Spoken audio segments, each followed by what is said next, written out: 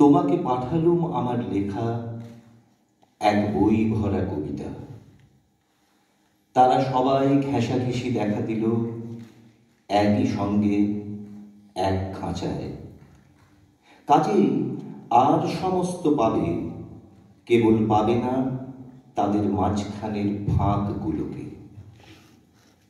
যে অবকাশের নীল আকাশের আসরে একদিন নামলো এসে কবিতা, সেইটাই পড়ে রইল পিছনে। নিশীথ রাত্রের তারাগুলি ছেড়ে নিয়ে যদি হার গাঁথা যায় ঠেসে, বিশ্ববেনের দোকানে হয়তো সেটা বিকোয় মোটা দামে। তবু রসিকেরা বুঝতে পারে যেন কমতি হলো কিসে। যেটা কম পড়ল সেটা ফাঁকা আকাশ, তৌল করা যায় না তাকে, কিন্তু সেটা দরদ দিয়ে ভরা।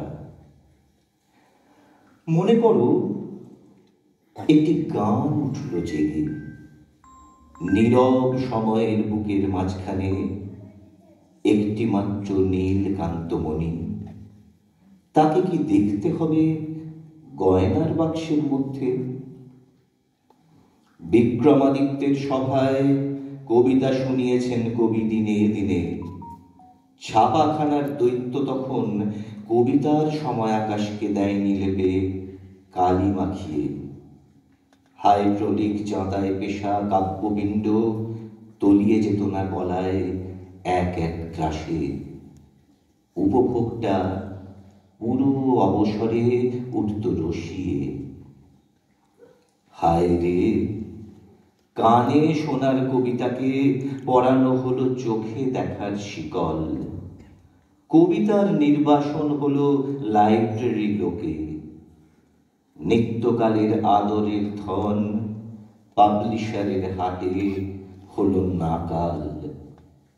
উপায় নেই, জটলা পাকানো যুগ এটা। কবিতাকে পাঠকের অভিসারে যেতে হয় পটল ডাঙার অমনিবাসে চড়ে।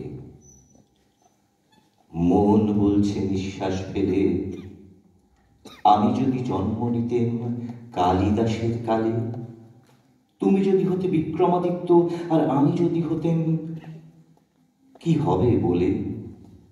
জন্মেছি ছাপার কালিদাস হয়ে, তোমরা আধুনিক মালবিকা। কিনে বড় কবিতা আরামকে দাঁড়ায় বসে। চোখ বুজে কান পেতে শোনো না, শোনা হলে কবিকে পরিয়ে দাও না বেল ফুলের মালা। দোকানে পাঁচশিকে দিয়েই খালাস। নমস্কার।